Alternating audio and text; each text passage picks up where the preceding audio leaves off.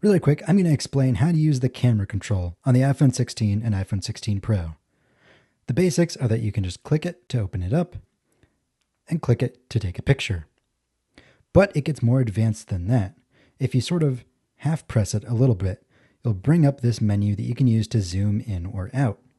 A quick swipe of the finger will zoom by integer amounts between the two different lenses.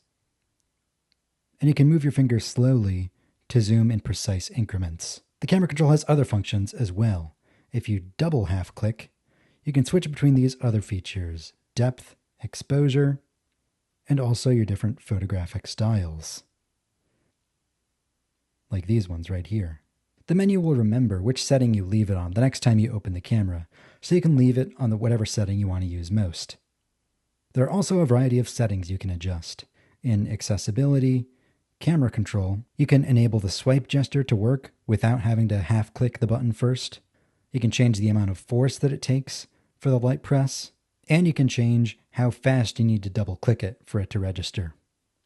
If you go back to settings, camera control, you can require a double click to open the camera if you find yourself activating it accidentally a lot. You can also switch which app or which feature it opens into. If you use the magnifier app a lot, you might find that more handy. All the camera controls and settings will apply to these apps as well. That's how to use the camera control. I'm D. Griffin Jones with Cult of Mac.